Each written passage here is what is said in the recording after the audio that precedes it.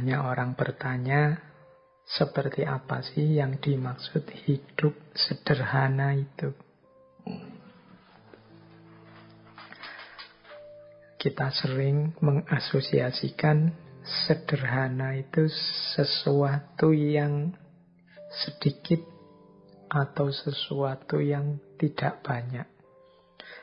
Sehingga kata-kata sederhana itu rasanya kok ya dekat dengan kemiskinan atau kekurangan. Itu konotasi kita selama ini. Padahal tidak begitu. Jadi kalau Seneca mendefinisikan kesederhanaan itu lebih, kalau pakai bahasa agama, itu sifat qanaah. Jadi qanaah itu maksudnya menerima apa adanya, mensyukuri apa yang sekarang kita miliki. Jadi rumusnya itu sebenarnya kuncinya. Kata Seneca begini, apabila Anda merasa belum puas dengan apa yang Anda miliki sekarang, maka Anda tidak akan merasa puas, walaupun dunia seluruhnya menjadi milik Anda. Jadi apabila engkau tidak merasa puas dengan yang engkau miliki sekarang, maka engkau pun tidak akan puas, meskipun seluruh dunia menjadi milikmu. Hidup yang bahagia adalah hidup yang sederhana. Berarti hidup yang ikhlas, rela, puas dengan apapun yang kita miliki sekarang. Inilah hakikatnya orang yang kaya. Kaya itu kan berarti orang yang bisa memenuhi semua yang dia butuhkan. Kalau orang merasa aku merasa puas, merasa cukup dengan yang aku miliki, ini kan mentalnya orang kaya. Dia merasa bisa memenuhi semua kebutuhannya. Aku merasa cukup dengan yang aku miliki saat ini. Sementara orang yang tidak puas dengan apa yang dia miliki, bahkan meskipun yang dia miliki berlebih dan sangat banyak, tapi kok merasa kurang saja, ini hakikatnya orang yang bermental miskin. Itulah sejatinya hidup miskin. Berarti kesederhanaan itu ekuivalen. Ekuivalen itu maksudnya setara, sama dengan kekayaan. Dalam arti mental kaya. Mental kaya dalam arti merasa cukup, merasa puas dengan apa yang aku miliki saat ini. Sementara tidak sederhana itu ekuivalen dengan kemiskinan atau mental miskin. Selalu merasa kurang, selalu merasa tidak cukup, tidak puas dengan yang dimiliki saat ini. Jadi ternyata mari kita hidup sederhana, itu dalam definisi ini itu sebagaimana mari kita hidup yang kaya. Maksudnya, mari kita puas, merasa cukup, merasa mampu dengan apa yang kita miliki sekarang. Nah, itu namanya hidup yang kaya.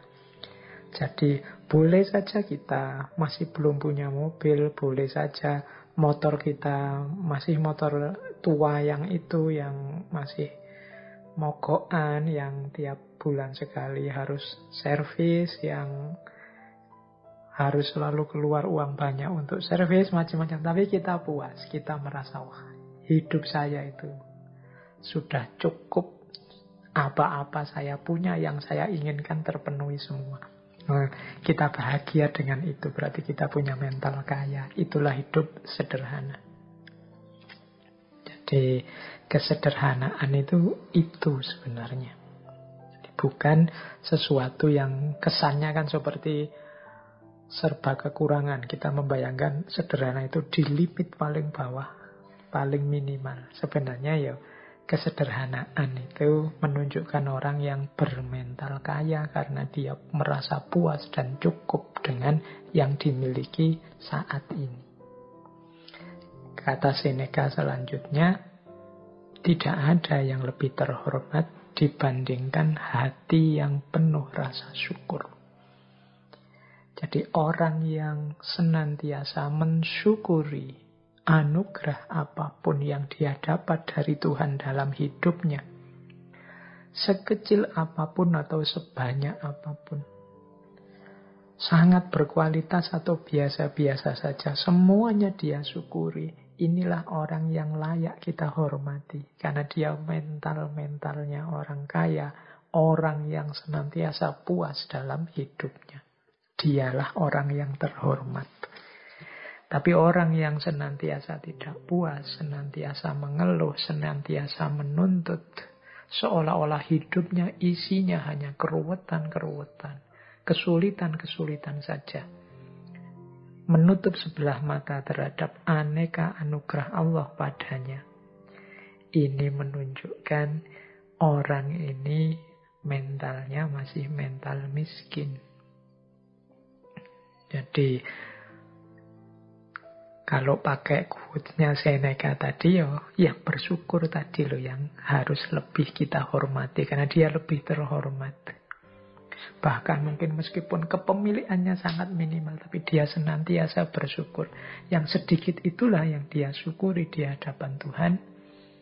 Alhamdulillah, berarti kita puas dengan anugerahnya yang seperti ini, yang layak dihormati.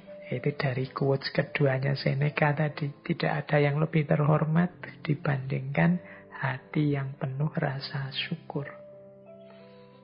Jadi rumus pertama kesederhanaan itu adalah puas dengan apa yang dimiliki. Yang kedua senantiasa bersyukur. Dan yang ketiga adalah sampai kita melanjutkan hidup tanpanya, kata Seneca, kita tidak sadar betapa sangat banyak hal yang tidak penting. Kita menggunakannya bukan karena kita membutuhkannya, namun karena kita memilikinya. Yang ketiga ini pelajaran bagi kita untuk cermat, untuk jeli, melihat bahwa sebenarnya ada sangat banyak hal yang kita miliki itu sebenarnya tidak penting. Jadi harusnya kita berbagi dengan yang lain. Ini ciri hidup sederhana selanjutnya. Jadi sadar apa saja yang tidak terlalu penting kemudian kita tinggalkan. Ya kita tinggalkan mungkin berbagi dengan yang lain. Baju misalnya, ini contoh mudah ya. Coba teman-teman ditengok lemarinya itu. Ada berapa puluh baju kita. Terus berapa yang kita pakai efektif sebenarnya. Itu mungkin sebagian besar bisa jadi mungkin 75% baju yang kita punya itu sebenarnya jarang dipakai juga. Mungkin saatnya kita berbagi. Kita hanya dengan 25% yang kita miliki itu sebenarnya kita sudah bisa hidup nyaman. Baju contohnya. Mungkin ada yang koleksi sepatu. Macam-macam banyak hal dalam hidup kita sebenarnya. Tanpa itu pun kita masih bisa melanjutkan hidup loh. Tapi karena sudah terlanjur punya, rasanya terus kita butuh. Kalau bahasanya Seneca, kita menggunakannya bukan karena kita membutuhkannya, tapi karena kita memilikinya. Karena sudah punya, dipakai. Karena bajunya sak lemari penuh, bisa gonta-ganti terus-terusan. Bahkan masih beli lagi. Jadi banyak barang kita yang seperti itu. Mungkin ada yang punya sepeda saja berapa, mungkin ada yang punya motor 3, mungkin ada yang punya HP 2 apa 3, mungkin ada yang wong 1 saja cukup, motor juga 1 juga cukup. Tapi rasa serakah, rasa ingin punya lebih, ini yang disebut tidak sederhana, membuat kita terus mengoleksi hal-hal yang harusnya tidak terlalu penting untuk hidup kita.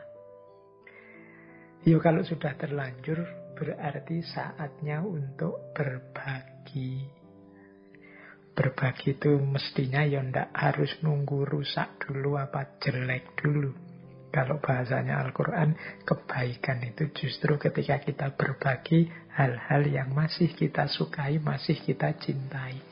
Berarti baju yang paling baik, yang paling kita senangi, kalau kita berbagi ke orang lain, itu sebenarnya itu pahalanya paling besar. Itulah kebaikan. Jadi, yang ketiga ternyata rumusnya, mari kita jeli, hati-hati, tidak membeli, tidak mengoleksi, tidak mengumpulkan hal-hal yang tidak penting dalam hidup kita. Jadi, kalau memang harus beli, ya kita beli yang memang kita butuh dan penting. Yang sudah punya, tidak usah dikoleksi terus-terusan. Karena manusia itu kan karakternya memang, kalau bahasanya Al-Quran, alhaakumut takasur.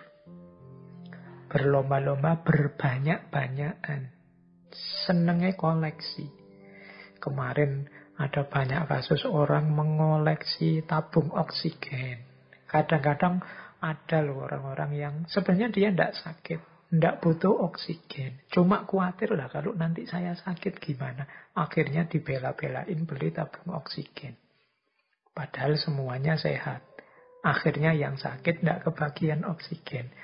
Nah, ini mental-mental tidak utama. Jadi hidup yang tidak sederhana. Ya nanti kalau memang butuh, ayo kita berusaha mencari, membeli. Kalau belum butuh, ya sisakan untuk yang sedang membutuhkan.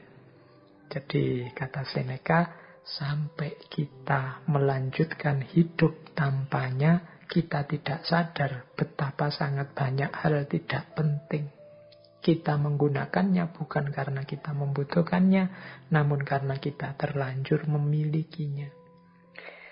Nah, ini berarti saatnya bersih-bersih segala kemubaziran yang tidak perlu. Yuk kita biasakan berbagi, apalagi zaman-zaman seperti ini. Rumus ketiga itu. Rumus keempat, untuk hidup yang sederhana, kata Seneca begini. Ini melengkapi yang ketiga sebenarnya. Apapun yang melewati batasnya selalu dalam keadaan tidak stabil. Nah, yang ketiga ini rumus jangan berlebihan. Apapun itu ada batasnya. Apapun itu. Jadi, bahkan termasuk kebaikan. Kan sering saya bilang, baik itu utama. Tapi terlalu baik kadang-kadang malah jadi tercela. Terlalu, pokoknya ada terlalunya. Itu kan berarti melewati batas. Membaca itu utama, tapi kalau hidup untuk membaca terus, nggak peduli makan, nggak peduli temennya sakit, nggak peduli apa, ya jadinya nggak utama. Rajin itu bagus, terlalu rajin itu ya kadang-kadang malah diketawain orang. Kuliah jam 7, rajin sekali, 6:30 sudah sampai di kelas, nunggu dosennya. Tapi terlalu rajin, misalnya kuliah jam 7, jam 5, habis subuh sudah nunggu di kampus, itu mungkin malah diketawai orang. Tidak, segalanya ada batasnya. Yang wajar saja. Itu kesederhanaan.